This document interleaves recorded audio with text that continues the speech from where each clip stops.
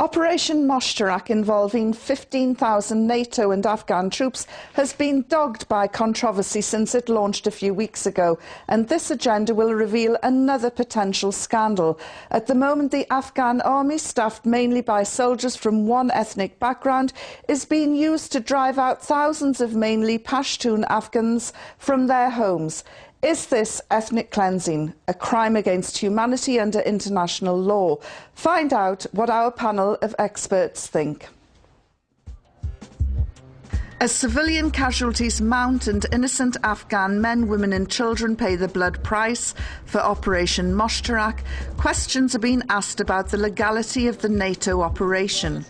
The Afghan army, British and US troops have so far driven out tens of thousands of innocent people from their villages in Helmand. The town of Marja was evacuated as part of the massive military assault against the Taliban. But those suffering from the fallout come from the mainly Pashtun population in the region. Moshtarak, a Dari name meaning together, is being carried out by forces largely made up from other minority Afghan ethnic groups, including Tajik, Hazara and Uzbeks, who are being led and supported by a coalition of Western armies. And together, these forces are taking part in what some observers say can only be described as ethnic cleansing against the majority Pashtun population. Today's agenda asks the question, Afghanistan, is Operation Moshtarak a code for ethnic cleansing? Ethnic cleansing is a term defined by the 1993 United Nations Commission as the planned, deliberate removal from a specific territory persons of a particular ethnic group by force or intimidation in order to render that area ethnically homogeneous. The term entered English and international media usage in the early 1990s to describe war events in the former Yugoslavia, particularly Kosovo and Bosnia. Someone who saw firsthand the results of ethnic cleansing is my first guest, retired Colonel Bob Stewart, who was the first British United Nations commander in Bosnia. He has experienced policy making at the highest military levels in NATO and spent 2 years as Chief of Policy at Supreme Headquarters Allied Powers in Europe. The former UN commander has also acted as a witness for both the defence and prosecution in war crimes trials. Next to him is Fahim Wardag, the UK leader of the Afghan Mellat Jirga, or the Afghan Social Democratic Party, which is one of the most powerful political parties in Afghanistan. It has strong ties to the Pashtun community. He is already sceptical about the operational success of Moshtarak. Next to him is Professor Patrick McCausland, a professor of law at Birkbeck College, who has worked in Kabul for the UN in 2005 on urban development and with the World Bank in 2007 working on land acquisition. He strongly feels that a deadline for troop withdrawal needs to be set, otherwise the troops are propping up a corrupt Karzai government. But Bob, I want to start with you first, going back to your experience in Bosnia. You encountered ethnic cleansing and its aftermath. Can you tell us a little bit about that? Fundamentally, ethnic cleansing that I saw was the systematic surrounding of villages normally, possibly putting a cordon on, and then either driving the villagers out or killing them. And it was a deliberate act, and at the time I was calling it genocide, really, because I believed it was. And in some cases, there was no chance for the people. They just killed everyone that wasn't of a certain, well, of a certain tribe, if you like, or group. And I'm particularly thinking of Bosnian Muslims. And when you know the subject of today, do you have any strong feelings one way or another about what is happening on the ground in Afghanistan? Strong, no, but I have a feeling that certainly the intention is not ethnic cleansing in that sense that I've witnessed. The intention is to try and the McChrystal strategy fundamentally is to try and secure areas and rid the area of the Taliban so that the people will be safe.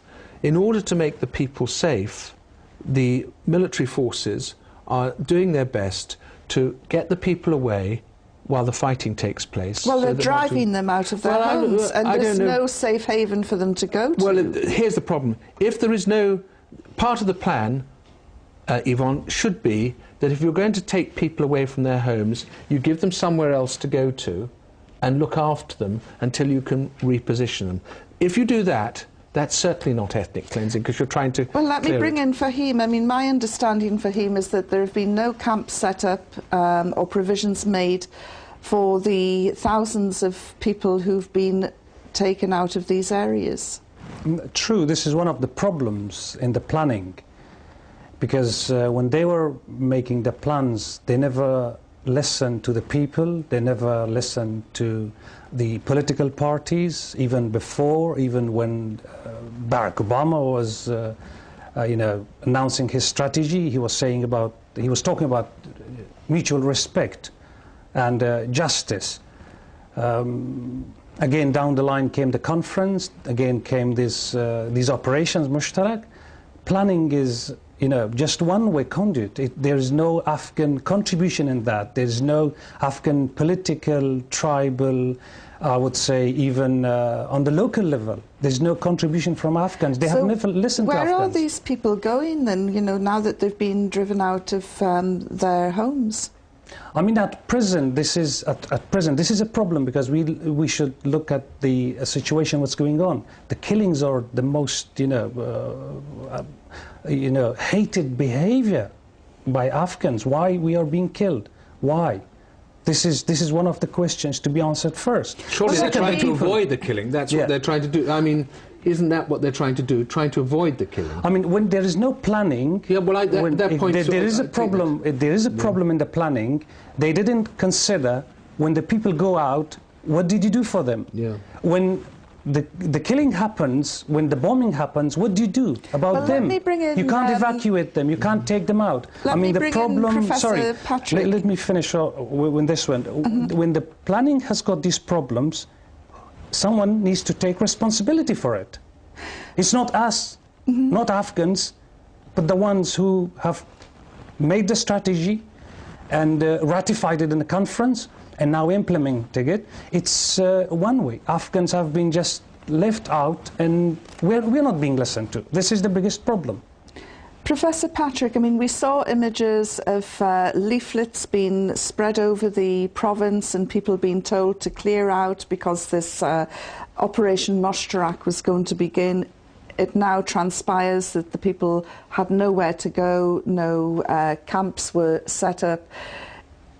Is that not against international law? Is there something... I mean, that can't be right, surely. In theory, it would be against the general principles of international law that if you're going to move people out of their homes, you're going to turn them into what are known as internal displaced persons, and they have to be found somewhere else to go. But it doesn't surprise me in the least that the Afghan government hasn't provided for this, because they're not competent and capable of doing that. Nor does it surprise me that the Allied military forces haven't done it, because they would say it's the Afghan government's responsibility. But I think it would be extremely counterproductive for the Allied military forces to condone or be seen to be condoning anything remotely ethnic cleansing. So I don't believe that that is happening at all. I think that if people are having to move from their homes, and they are, and they're not being given somewhere else to live, it's purely the result of total inefficiency and incompetence on the part of the authorities rather than anything else.